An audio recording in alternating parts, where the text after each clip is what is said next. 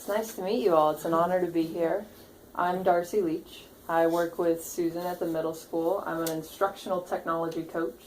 My past history of work is that I was 6 years an English teacher, so hope you like to read because I'm an English teacher and an author at heart.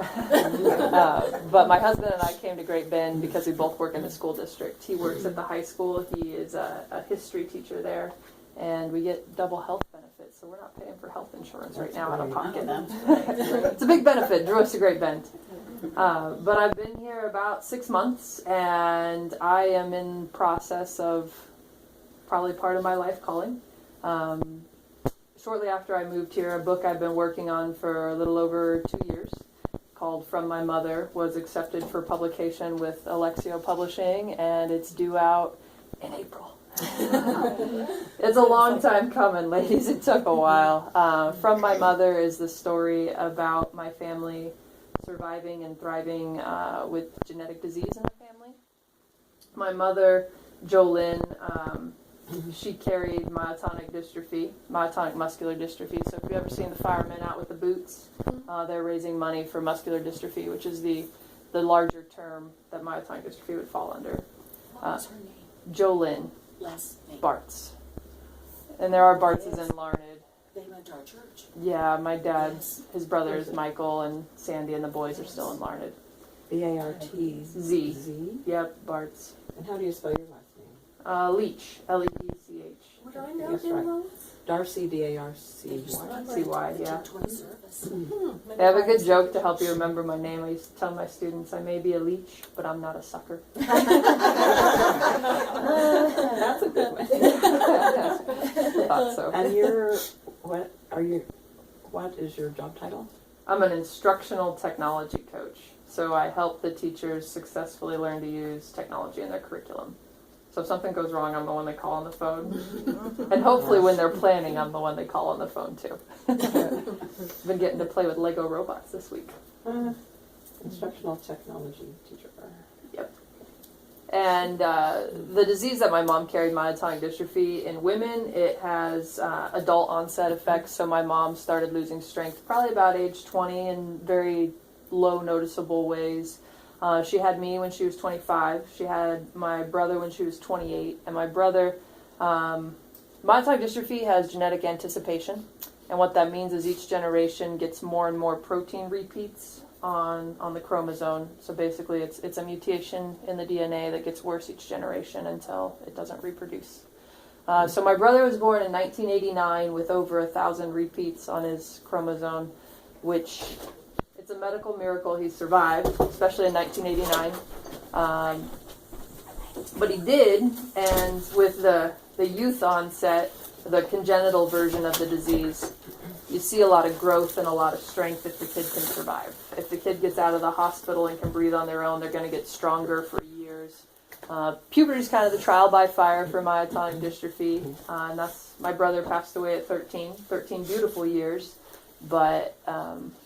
his heart gave out when he was 13. He just had a cold. He was sleeping, and just the growth in his body was a little much for the biggest muscle in his heart, the muscle in his body, which is his heart.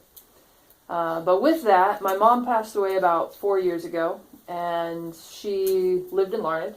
And from there, an ambulance took her to the Hayes ICU, where she stayed for about 4 weeks before we could get her to different care. Nobody in the family lived in Hayes, and when you have somebody in the family that's living in a hospital, it's kind of hard to not have anybody around.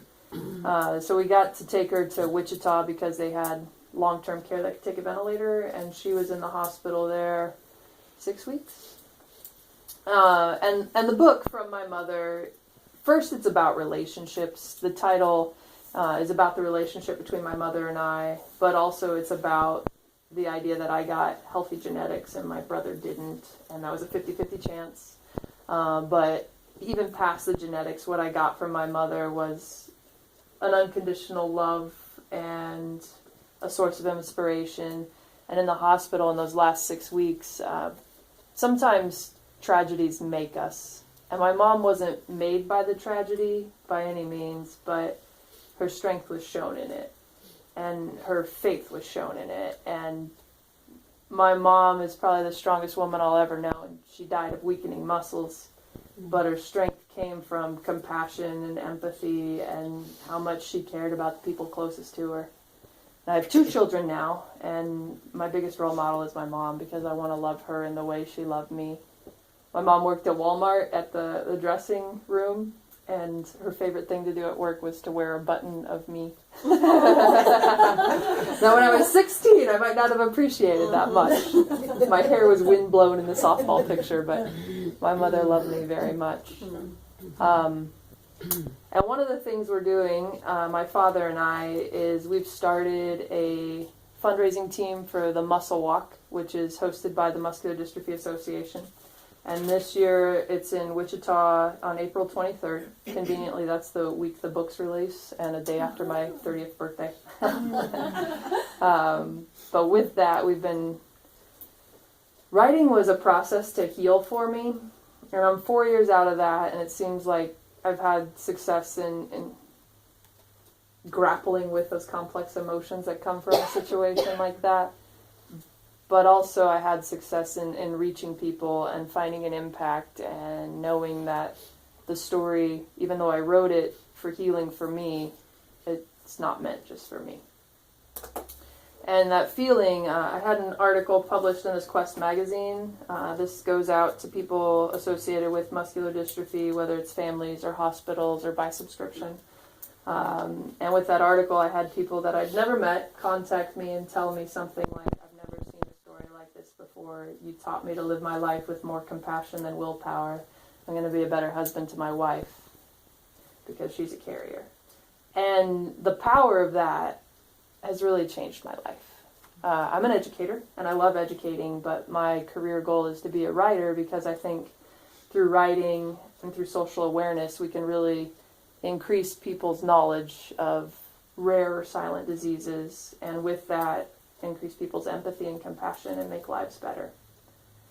So we're doing the Muscle Walk to try to help raise money for treatment or a cure, but also it gives me and my father a chance to meet people like my mom or my brother or like us, the healthy people in the family.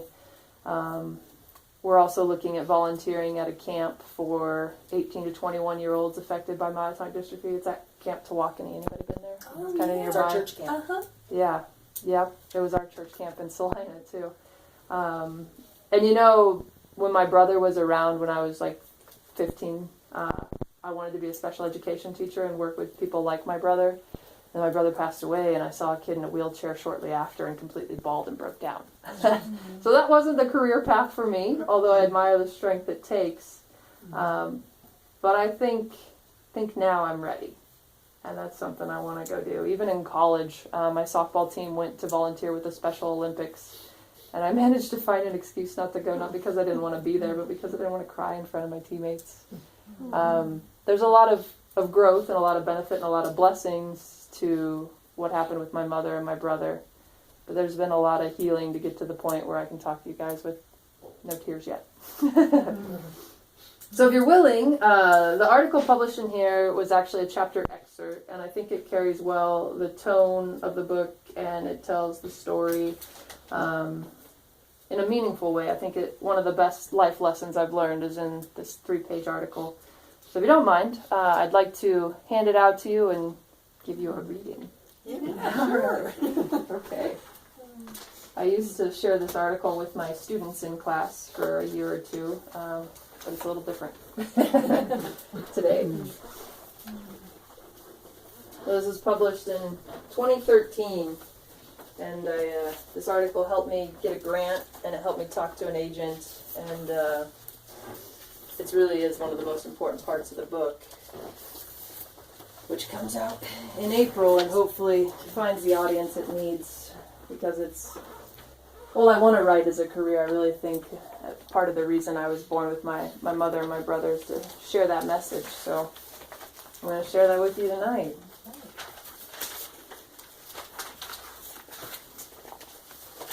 So it's called Beyond Willpower, Caring for a Brother and a Mother with Myotonic Dystrophy. As a young girl, my constant goal was to help my brother Dustin walk. Dustin's limits were hard to gauge because he constantly surpassed expectations. He was born with congenital myotonic dystrophy and expected to die. then to live 3 months, then 3 years. Instead, he gained strength and capabilities until age 13, when he had a simple cold and just did not wake up from his nap.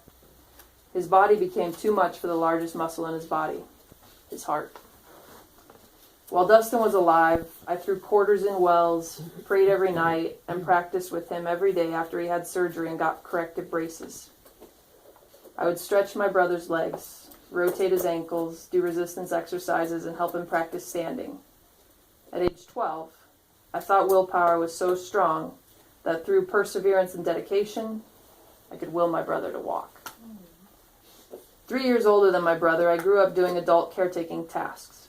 Through the years, I would change thousands of diapers, brush Dustin's teeth, lift him into bed, administer nebulizer treatments, clean his feeding tube, watch him when both my parents had to work, bathe him, unload his wheelchair from the bus, and play with him.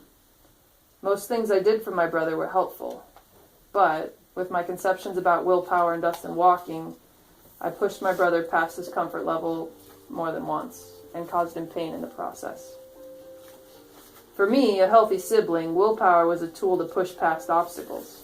However, the same view I took of my young, healthy body proved detrimental to my brothers and caused them pain. For a while after Dustin died, I lived a pretty normal life. I went to college on a softball scholarship, dated my future husband, carried an almost perfect GPA, and wrote about my brother, trying to share how he shaped my life. Before getting married, I had a genetic test for myotonic dystrophy, which came back negative.